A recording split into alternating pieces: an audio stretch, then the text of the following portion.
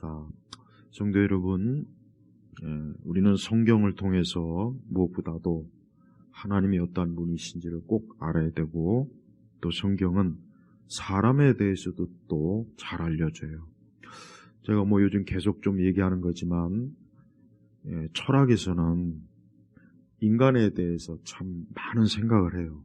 그거는 참 좋은 겁니다. 사람에 대해서 많이 생각하는 게 나쁜 건 아니죠. 그런데 철학에서는 사람을 성경하고는 정말 다르게 봐요. 예를 들면 다윈 같은 사람은 사실 사람을 그냥 하나의 생물체, 어떻게 보면 어떤 인격적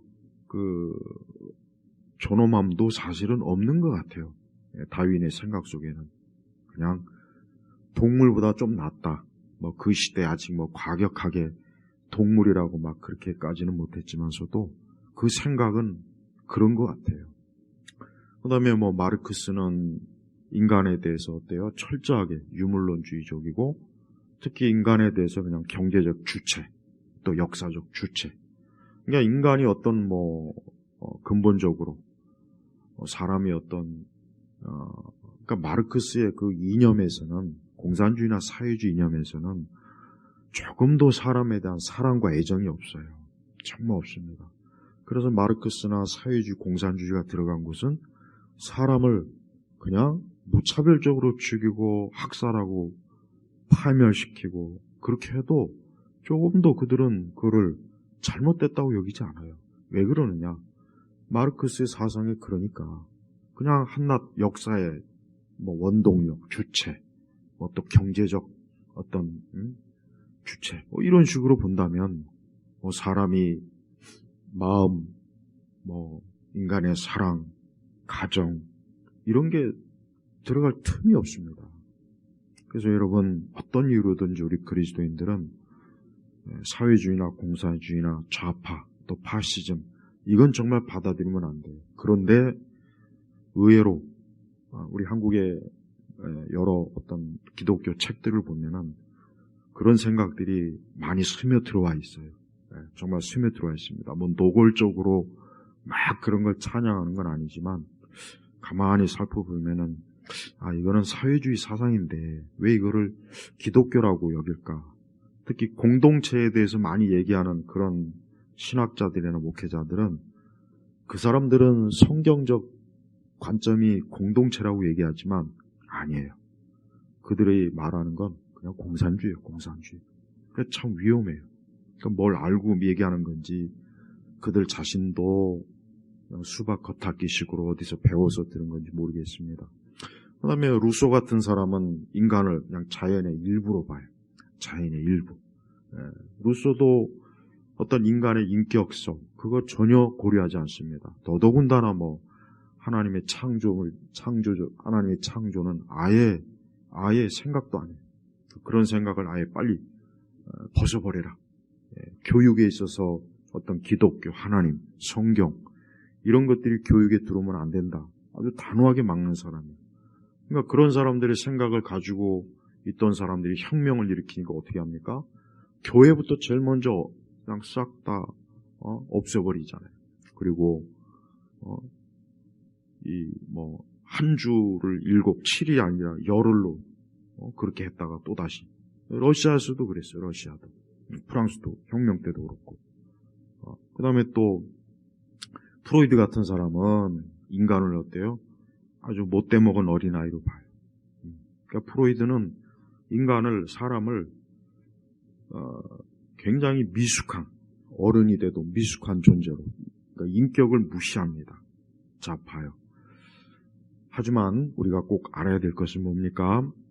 4절에 보니까 사람이 무엇이기에 주께서 그를 생각하시며 인자가 무엇이기에 주께서 그를 돌보십니까? 우리가 알다시피 사람은 하나님께서 지은 거예요. 그래서 하나님의 형상이 있지 않습니까? 그래서 어쨌든 사람은 존귀한 거예요. 존귀하고 하나님의 형상이 있기 때문에 그 자체로 사람은 사실 그 어떤 만물보다 더 존귀하고 아름답고 귀한 겁니다. 단 그만 그 사람이 죄로 인해서 물들은 거예요. 그래서 루터는 그런 얘기를 합니다. 인간의 마음이나 의지, 감정 자체가 어때요? 철저하게 파멸됐다, 파괴됐다. 뭐 때문에? 죄 때문에. 그러니까 인간의 지성도 어떻게 하면은 하나님이 없는 지식, 하나님이 없는 기술, 하나님이 없는 문화. 그래서 우리가 이 세상을 보십시오. 인간의 지식과 기술과 문명이 굉장히 좋잖아요. 좋은데 뭐가 없습니까? 하나님에 대한 그런 경외심이 없습니다. 없어요. 그 다음에 인간의 마음은 뭐 말할 것도 없이 죄로 인해서 타락하고, 그 다음에 또 인간의 의지는 어떻습니까? 사람의 의지는 항상 죄로 구부러져요. 그래서 루터는 이 사람이 아주 머리부터 발끝까지 철저하게 죄로 인해서 부패하고 타락하고 무너졌다, 이렇게 얘기합니다. 그렇지만 여전히 어때요? 하나님께서는 그 사람을 존귀하게, 성경은 하나님께서는 사람의 죄, 사람이 죄로 인해서 파멸되고 무너지고 그렇게 말씀도 많이 하지만, 그럼에도 불구하고 하나님께서는 사람을 어때요? 굉장히 귀중히 여기는 걸 알아요. 우리가 요나서에 보면은 하나님께서 요나한테 니느웨 성에 가가지고 곧 있으면 이제 하나님의 심판이 그걸 내려질 테니까 가서 빨리 그 니느웨 성 사람들한테 가서 하나님의 이 말씀을 전하라 했는데 요나가 싫어했잖아요. 왜? 그냥 니느웨가 망했으면 좋은 거예요. 니느웨가 하도 이스라엘을 워낙 혹독하게 괴롭혔으니까 이참에 저 니느웨가 망했으면 좋겠다. 아주 도망치다가 하나님께 연단받고 징계 먹고 어쨌든 다시 니느웨로 갔어요. 근데 니느웨 백성들이 사람뿐만 아니라 심지어 짐승까지도 뭐 진짜 하나님 앞에 돌아오는 그런 역사가 있었다고. 근데 요나가 그걸 엄청 싫어합니다. 엄청 싫어해. 그러면서 근데 하나님 뭐라 합니까? 그 니느웨 성에 있는 그 많은, 그 12만 명 되는 그 많은 생명들이 하나님이 아끼신다 그랬다. 귀하게 여기는 거예요. 비록 이방인이고 하나님 앞에 죄를 짓고 악을 행해서 하나님 앞에 진짜 곧 심판을 당할 그런 상태이지만 그래도 하나님이 어때요? 아끼신다는 거예요. 아끼시니까 요나를 보내서 회개시키려고 하는 거예요. 자, 보세요. 그러니까 우리 그리스도인들은 두 가지를 꼭 명심해야 됩니다. 뭐냐? 사람이 비록 죄로 인해서 부패하고 죄인이지만 그래도 사람은 하나님의 형상을 담고 있기 때문에 그래도 귀하게 여겨야 되는 거예요. 그러니까 절대 그리스도인들이 하나님 믿지 않는 사람을 지나치게 정죄하고 그러면 안 됩니다. 그거는 하나님이 하실 일이지 우리가 할 일은 아니에요.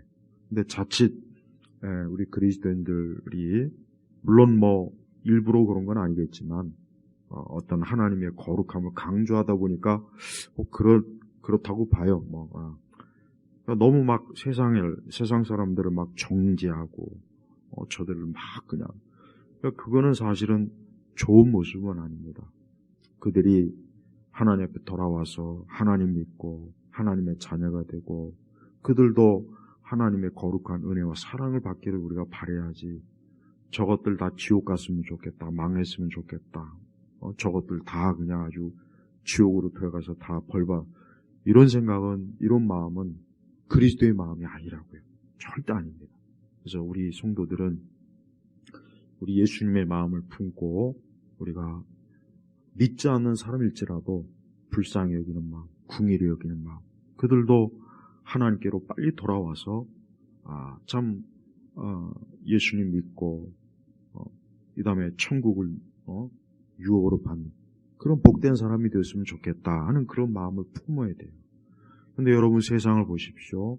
이 세상이 왜 나쁘냐? 이 세상은 자기들도 죄와 자기들도 어리석음에 빠져 있으면서 똑같이 그와 같은 어떤 사람들이나 그런 세력들에 대해서 엄청난 비방과 정죄를 합니다. 난 그걸 보면서 지들도 똑같으면서 어떻게 저렇게 정죄할까, 비방할까? 그런 모습을 보면은 참 무서워요. 그래서 세상이 그래서 무서운 거예요. 그래서 세상이 무서운 겁니다. 성도들은 절대로 세상을 사랑하면 안 돼요. 왜냐? 세상을 사랑하면 그 사랑한 만큼 이 세상이 얼마나 비정하고 잔인하고 악한지 그걸 경험하게 돼 있어요. 그래서 우리는 하나님께서 나를 얼마나 사랑하시는가, 난 거기에만 우리가 마음을 품어야지 그 외 다른 곳에 우리의 사랑을 기대면 안 됩니다. 우리는 성경에서 이렇게 그 사람을 어떻게 귀하게 여기는 거예요. 소중하게 여기는 거예요. 왜? 하나님의 형상을 담겼으니까. 그러면서 또 하나님께서 오늘 사전 말씀 보면은 주께서 그를 생각하시며 인자가 무엇이기에 주께서 그를 돌보십니까? 물론 이 말씀의 원래 더 구체적인 의미는 예수님을 말하는 거예요. 인자. 사실 예수님에 대한 사실 말씀이 먼저 첫 번째 적용이 돼요. 그러니까 예수님께서 이 땅에 오셨어요. 그분은 사람의 아들로 이 땅에 오셨어요. 그분은 하나님이시지만 사람의 형상으로 이 땅에 오셨어요. 그래서 그분이 이 땅에 오셔갖고 얼마나 어때요? 그 영광의 자리에 있다가 이 낮은 자리에 처한 그러한 삶을, 그런 성육신, 우리가 보통 성육신의 삶을 이 땅에서 사셨습니다. 예수님께서 그러한 삶을 사신 이유가 뭐겠습니까? 그것은 바로 뭐예요? 우리의 죄를 그분께서 직접 다루시기 위해서 이 땅에 오신 거예요. 그래서 우리는 하나님께서 사람의 형상을 입고 이 땅에 오셨다는 거, 정말 이거는 정말 놀라운 거예요. 우리 그리스도인들은 전혀 놀라우지 않잖아요. 근데 사실 놀라운 거예요. 왜? 이거는 세상 그 어떤 것보다도 신기하고 하나님이 하신 일 중에 최고로 놀라운 게, 하나님이 사람의 몸을 이 땅에 입고 오셔서 어때요? 그 사람의 형상을 가지고 이 땅에서 우리와 함께 계셨다는 것. 이게 얼마나 귀합니까? 그래서 그리스도인들은 잘못된 인간관을 절대 조심해야 됩니다. 그래서 첫째는 우리 사람은 하나님의 형상을 담고 있다. 하나님의 형상을 담고 있다. 근데 이게 참 어려워요. 겉으로 볼 때는 하나님의 형상이 눈에 보이는 것도 아니고 하나님의 형상이 뚜렷하게 인식이 되는 건 아니에요. 그러나 성경에서 아담을 창조하실 때 하나님의 형상으로 창조했다는 말씀이기 때문에 적어도 우리 그리스도인들은 이 사람이라는 존재는 하나님이 창조하셨구나 하는 그 한 가지만 명확하게 안다면 우리는 사람에 대해서 잘못된, 그릇된 그런 사상이나 이념이나 관념에서 절대로 빠지지 않을 겁니다. 또한 우리는 자연에 대해서도 좀 봐야 됩니다. 이 자연에 대해서도 좀 얘기할 게 많아요. 3절을 보니까 주님의 손가락으로 만드신 주님의 하늘과 주께서 자리를 정하신 달과 별들을 내가 봅니다. 자, 보세요. 전통적으로 동양은 자연과 사람을 동격으로 봅니다. 그냥 같다고 보는 거예요, 자연을. 그러나 서양은 어때요? 서양은 사람과 자연을 구분을 해요. 그러니까 기독교가 들어온 이후에는 특히 더 그렇습니다. 그러나 기독교가 들어오기 이전에도 서양은 자연에 대해서는 어느 정도 거리를 둡니다. 그러다가 19세기 중엽이 되면은 이 서구 세계가 자연에 대해서 어떻게 생각하냐면 자연에 대해서 신성을 부여하기 시작해요. 왜 그러냐? 하나님에 대한 믿음이 서서히 빠져나가니까 이제는 이 자연을 신성화시키는, 신성. 그러니까 자연을 하나님 대신, 성경의 하나님 대신, 인격적인 하나님 대신 이 자연을 신으로 숭배하는 그러한 것들이 19세기 중엽부터 서서히 들어온 거예요. 그러다가 이제 20세기 들어와서 이 자연을 거의 숭배하듯이, 그래서 슈바이처 같은 사람도 자연에 대한 그 숭배하는 그런 책도 쓰고 그랬지 않습니까? 그리고 또 환경론자들, 그 다음에 생태학을 연구하는 사람들 보면은 이 자연에 대해서 굉장히 엄청난 마치 자연을 최고의 인간을 통치하는 어떤 존재로 보고 있어요. 거기다가 이제 뉴에이지 같은 경우는 어때요? 이 지구 자체를 어때요? 어머니라고 해요. 어머니. 그래서 이 지구 자체를 어머니로 보고 이 사람이 지구가 그러니까 마치 여자가 아이를 잉태해서 출산하는 것처럼 인간은 이 지구가 잉태해가지고 시간이 지나면서 사람을 잉태하고 출산했다. 그래서 이 지구를 어머니로 섬기는 어머니. 어머니로 섬기는 거예요. 근데 그런 생각을 가진 사람들이 굉장히 많아요. 그래서 여러분 보십시오. 지금 20세기부터 사람들은 어떤 산업화다, 어떤 경제적인 경쟁이 치열해지고 도시 생활로 사람들이 머리가 복잡하니까 어때요? 눈을 어디다 돌립니까? 자연에다 돌린다고요. 자연. 그래서 그 자연을 보고 안식을 얻고 위로를 받고 힐링을 된다. 그런 말들을 많이 하지 않습니까? 그런 프로그램도 많이 나오잖아요. 그 왜 그러느냐? 자연을 어때요? 숭배하는 마음이 있기 때문에 그러는 거예요. 근데 자연은 숭배할 대상이 아니에요. 아까 얘기했지만 이 서구 사회도 지금도 여전하지만 중세 시대에도 점성술 같은 거 굉장히 엄청나게 점성술 같은 것도 많은 사람들이 거기에 빠져 있어요. 근데 그걸 왜 그러느냐? 하나님이라고 하는 존재보다는 하늘의 별과 어떤 이 세상의 그런 것들에 자기 운명을 거는 거예요. 자기 운명을 거는 거예요.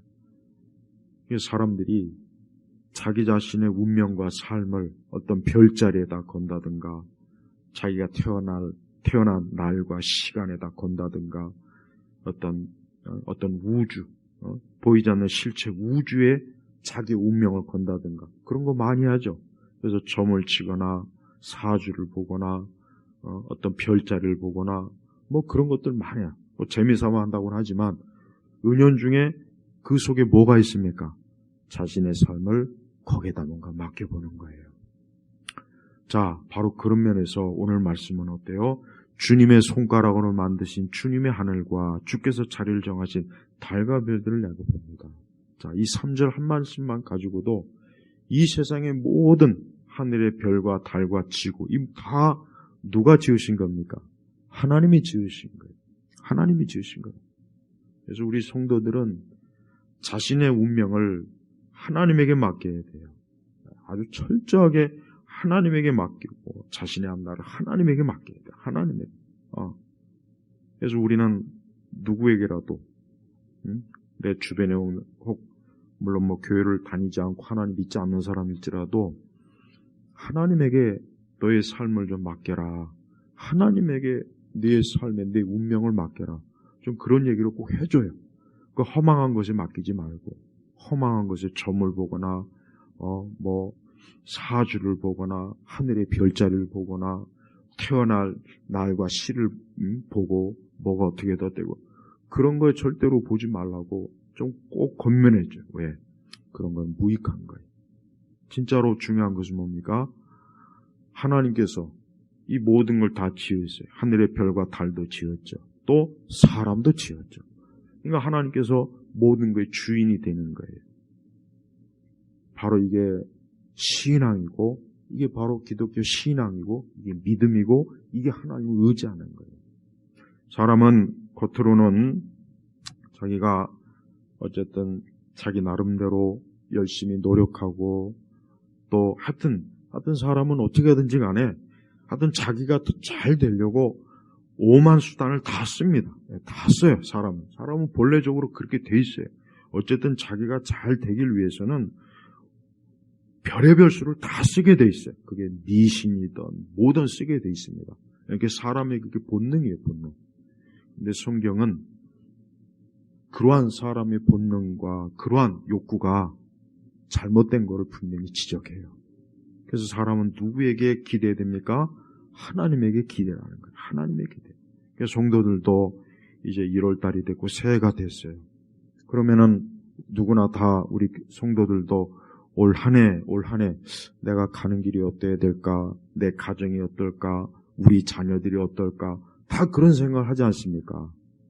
그러면은 그 모든 거에 대해서 누구를 의뢰해야 되겠습니까?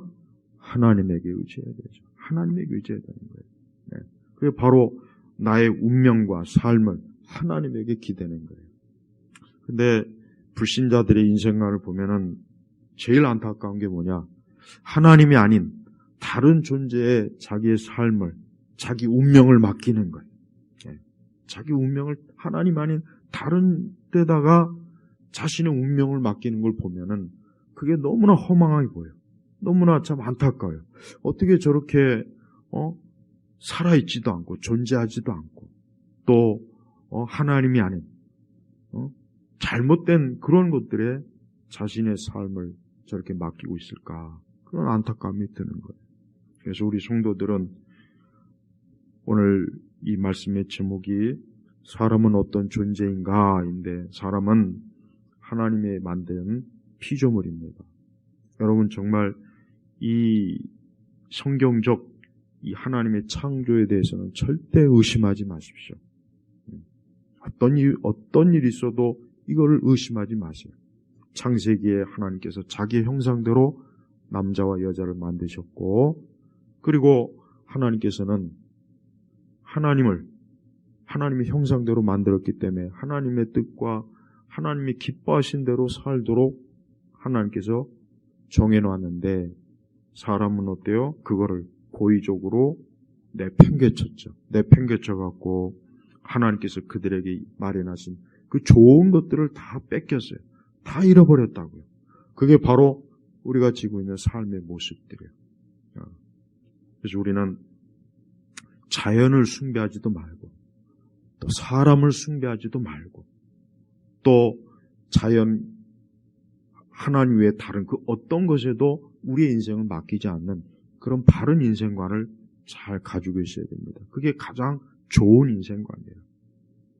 1절부터 보면은 여호와 우리 주님의 이름이 온 땅에 어찌 그리 아름다운지요 주님의 영광은 하늘 위에 두셨습니다. 이게 우리 기독교 성경적 자연론이에요. 사람들이 하늘과 땅과 바다와 산을 보면서 여러분 어떤 여행을 가서 아름다운 강이나 산이나 바다나 들을 볼 때 무슨 생각을 합니까? 오늘 1절처럼 이렇게 생각을 해야 돼요. 그냥 참 좋다. 여기 참 좋구나. 여기 참 아름답구나. 그렇게 생각한다면 안타깝지만 하나님이 없는 거예요. 여러분이 앞으로 아주 아름다운 곳에 관광이나 여행을 가면은 이 시편 8편 오늘 1절을 꼭 생각하십시오. 여호와 우리 주님의 이름이 온 땅에 어찌 그리 아름다운지요. 주님의 영광을 하늘 위에 두셨습니다. 이게 바로 살아있는 사람의 어때요? 이 세상을 보는 올바른 마음이에요. 영적으로 죽은 사람은 이 세상의 아름다움을 보고도 어때요? 그냥 아름답구나. 참 좋구나. 그냥 그걸 통해서 마음의 안식을 얻기는 해요. 그런데 문제는 그걸 만드신 분이 누구인지는 모르잖아요. 그걸 만드신 분이 누구인지 제대로 깨닫지 못해요. 그래서 다른 엉뚱한 우상에다가 절을 하고, 엉뚱한 존재에다가, 경배와 예배를 드리고, 그러지 않아요. 그게 다 이교도들이 하는 짓이 아니잖아요. 그런데 오늘 시편 8편 1절 보니까, 여호와 우리 주님의 이름이 온 땅에 어찌 그리 아름다운지요. 주님의 영광을 하늘 위에 주셨습니다. 그러니까, 땅과 하늘과 세상의 모든 데 누구의 흔적이 있습니까? 하나님의 흔적이 있는 거예요. 그래서 이 모든 걸 다 하나님이 하셨구나, 만드셨구나 하면서 하나님을 찬양하는 마음이 들잖아요. 근데 하나님 믿지 않는 사람은 그렇게 좋은 산에 올라가고 또 바다에 가고 강에 가고 들에 가고 그렇게 가도 하나님께 감사한다거나 하나님 앞에 영광을 돌린다거나 그런 일체 그런 게 없습니다. 없습니다. 그게 바로 사람들이 어리석어서 그런 거라고. 그래서 우리는 이 세상의 자연을 볼 때도 이 하나님이 만드신 거야. 하나님 만드신 거야. 저 산을 하나님이 만들었고 저 별도 하나님이 만들었고 사람도 하나님이 만들었고 여러분 이게 얼마나 존귀합니까? 이게 얼마나 아름답습니까? 영적으로 살아있는 사람만 그러한 마음과 생각이 들고 그러한 하나님에 대한 경외심이 드는 거예요. 2절로 넘어가면은 주께서는 주님의 대적자들 때문에 어린아이와 젖먹이의 입을 통하여 권능을 세우셨으니 이는 원수와 복수하는 자들을 잠잠케 하기 위함입니다. 이 세상은 하나님을 대적하는 자들이 참 많습니다. 하나님을 대적하는 자들이 참 많아요. 여러분, 사람이 왜 악하냐? 사람이 악한 거를 우리는 도덕적, 윤리적, 아니면 사람과 사람 이런 차원으로 생각하지 말고 제일 먼저는 뭐냐? 사람이 하나님을 대적하는 거예요. 하나님을 미워하고 하나님을 싫어하고 하나님께 예배 드리지 않고 우상에게 빠져 있고 하나님에게 드려야 될 감사와 영광을 사람이나 이런 피조물에게 돌리고, 그게 다 하나님을 대적하는 거예요. 다 하나님을 대적하는 거예요. 그러니까 하나님을 대적하는 것 때문에 이 세상이 나빠지는 거예요. 그리스도인들은 왜 세상이 이렇게 안 좋을까?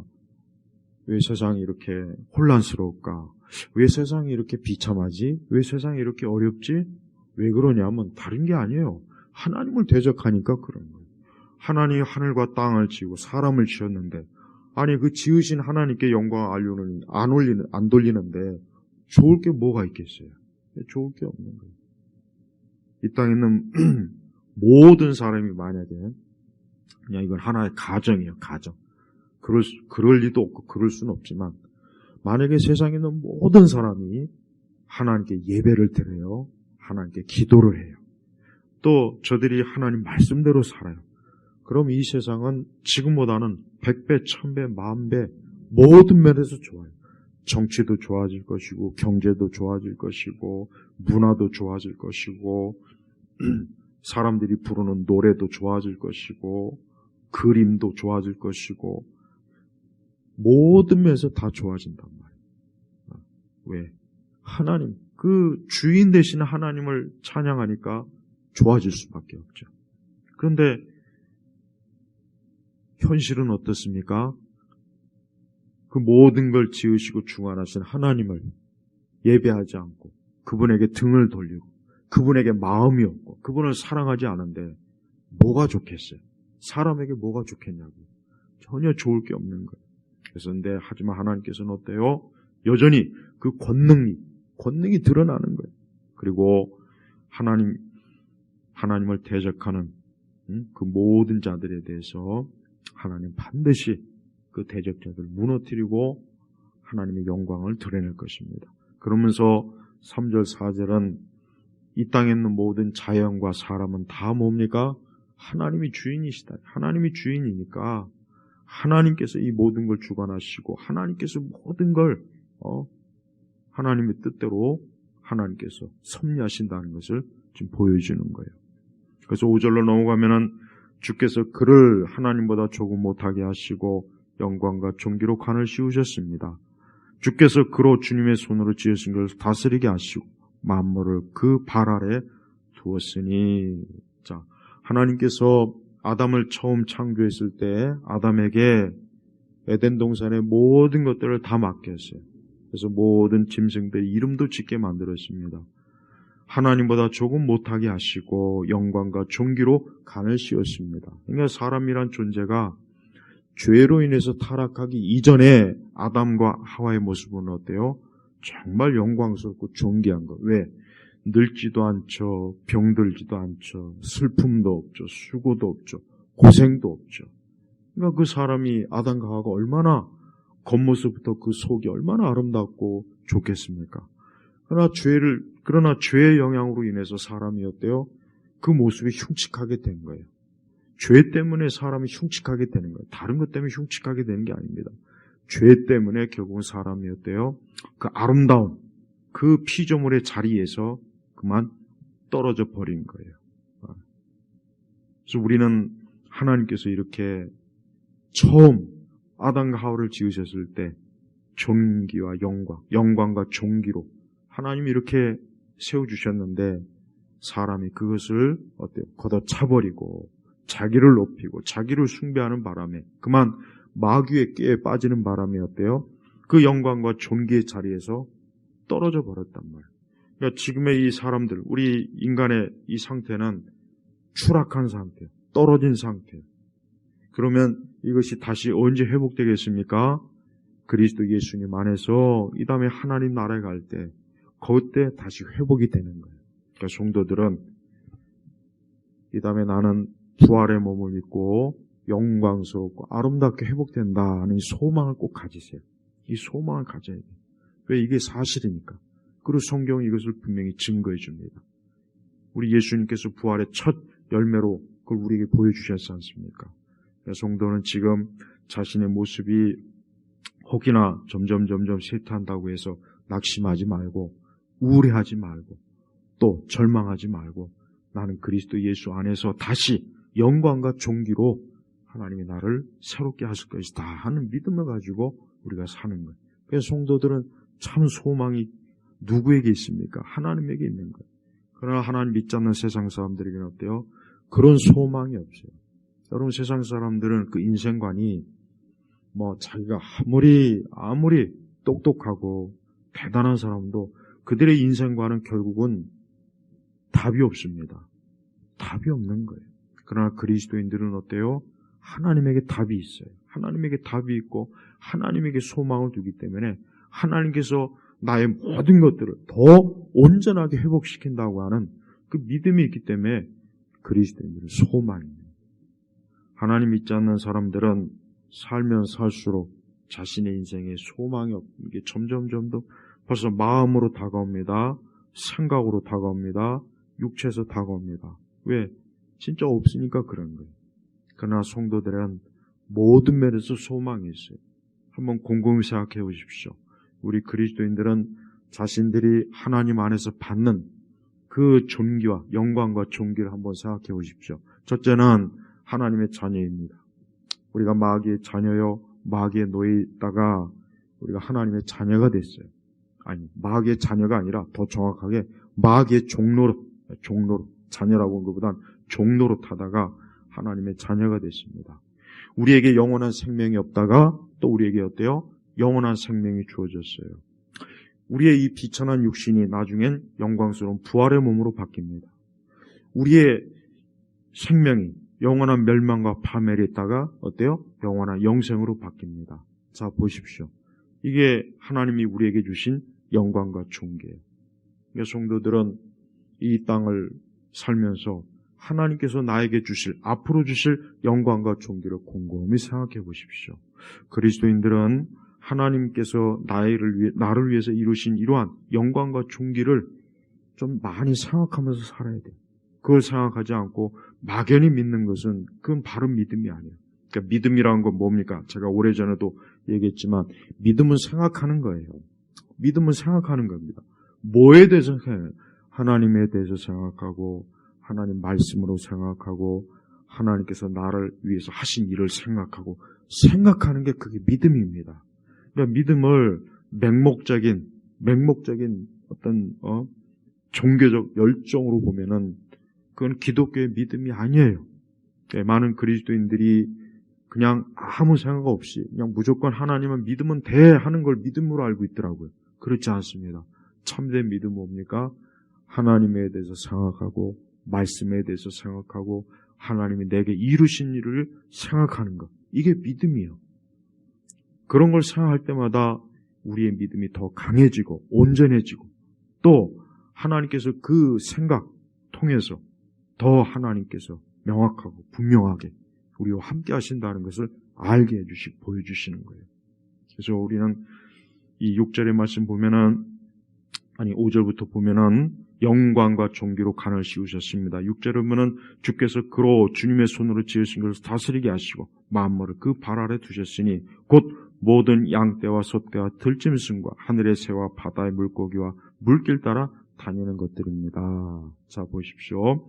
하나님께서는 이 땅에 있는 많은 것들을 만드셨어요. 근데 그 모든 만물을 다 사람에게 위임을 했어요. 위임을 한 거예요. 그래서 여러분 세상 사람들 그렇잖아요. 인간은 어때요? 만물의 영장이라는 거죠. 만물의 영장. 그러니까 이 세상도 사람은 특별히 다르다는 걸 안 거예요. 사람이 특별히 다르다는 거예요. 사람은 이 세상의 모든 양떼, 소떼, 들짐승, 하늘의 새, 바다 물고기 모든 것 위에 있는 게 사람이거든요. 사람. 그걸 누가 그렇게 정하신 겁니까? 하나님이 정하신 거예요. 하나님이 정하신 거예요. 그래서 여러분, 하나님 믿지 않는 이 땅의 그 과학자들도 그 개통도를 딱 그릴 때 보면은 맨 위에 사람을 둬요, 사람. 맨 위에 사람을 둔다고. 왜? 사람이 모든 걸 다 지배하니까. 그래서 여러분, 아무리 무서운 맹수도 결국은 사람이 다 통제하지 않습니까? 세상의 모든 것들을 다 하나님이 사람에게 통제하도록 하나님이 위임을 했기 때문에 그러니까 사람이 잘나서가 아니에요. 하나님이 이렇게 위임을 해주신 거예요. 만약에 하나님께서 우리 사람을 호랑이나 맹수보다 아래에 놨다면 우리는 호랑이나 맹수에게 쫓기면서 살겠죠. 근데 하나님 그렇게 허용하지 않았습니다. 왜 그렇습니까? 하나님의 형상이기 때문에 그래요. 그래서 우리 성도들이 인간은 참 존귀하구나. 근데 그 존귀한 사람을 어떻게 망칩니까? 아까 그랬죠. 우리의 마음과 지식과 의지에서 죄 때문에 이게 다 어긋나 버려서 그때부터 인간이 망가지는 거예요. 여러분, 아무리 독재자라도 아무리 세상에 악한 사람도 그 사람이 태어났을 때 그 어린 사진의 모습을 보면은 얼마나 귀엽고 사랑스럽습니까? 다 그래요. 히틀러 또 어릴 때 사진을 보면은 사랑스러워요. 그렇게 포악한 사람들도 그 어릴 때 그 사진을 보면은 귀엽고 사랑스럽고 그래요. 근데 그 아이가 점점 자라가지고 수많은 사람들을 죽이는 학살자가 되고 도살자가 되고 잔인한 일을 하고 잔인한 계획을 세우고 존귀한 사람이 망쳐버린 거예요. 왜 망쳤습니까? 하나님이 없기 때문에 그러는 거예요. 그래서 여러분, 사람을 온전하게 해주는 것은 어떤 세상적 지식이나 문화나 무슨 물질이 아닙니다. 그보다 더 먼저는 뭡니까? 그가 하나님을 알아야 돼요. 그래서 사람은 하나님을 알게 하는 게 제일 중요합니다. 그러니까 우리 성도들이 우리 자신도 그렇지만 우리가 자녀들을 키울 때도 세상 부모들은 내가 좀 안타깝게 생각하는 게 누구나 부모의 마음은 다 그래요. 아이들이 공부 열심히 잘하고 좋은 학교 가고 또 좋은 직장 들어가고 또 결혼도 잘하고 세상 모든 부모들이 다 그렇죠. 그런데 문제는 그게 전부가 아니니까 문제예요. 그게 전부였으면 좋겠어요. 근데 그게 전부가 아닙니다. 진짜 사람에게 가장 중요한 건 뭡니까? 그 사람이, 그 아이가, 그 남자가, 그 여자가, 그 할아버지가, 그 할머니가 하나님을 알아야 돼요. 하나님이 나의 주인이시구나. 하나님이 나의 구원자가 되시는구나. 하나님이 나를 지으셨구나. 이걸 먼저 확고하게 믿음으로 알지 않는 이상은 나머지 모든 것들은 아무 쓸모가 없습니다. 결국은 아무 쓸모가 없는 거예요. 그러니까 우리 그리스도인들은 우리 자신도 나는 정말 하나님을 절대적으로 내 삶에, 그러니까 나라는 사람의 삶의 운명과 내 인생의 모든 것들을 정말 하나님의 손에서 내가 확실히 있는지 그렇지 않은지 이걸 좀 명확하고 분명히 해야 돼요. 우리는 이러한 사실들이 엄연하게 우리의 인생에 있어서 우리 현실 속에서 앞으로 시간이 가면 갈수록 이게 굉장히 중요하다는 것을 알게 될 때가 점점 다가옵니다. 그때가 언제인지 아십니까? 우리 사람이 창조주 하나님 앞에 돌아갈 때예요. 그때란 말이에요. 그때는 그 사람이 그가 하나님의 자녀인지 아닌지가 가장 중요한 거예요. 그것이 없는 사람에게 아무리 그가 팔자가 좋고 별자리가 좋고 그가 가문이 좋고 그런 거 좋다고 해서 그게 뭘 이루겠습니까? 그렇지 않습니다. 제발 우리 그리스도인들은 오늘 9절에 보니까 이런 말씀이 있지 않습니까? 시편 8편 9절에 보니까 여호와 우리 주님의 이름이 온 땅에 어찌 그리 아름다운지요. 보세요. 하나님의 아름다움. 그러니까 사람은 이 하나님의 아름다움만 인식하면은 그 사람은 이제 된 거예요.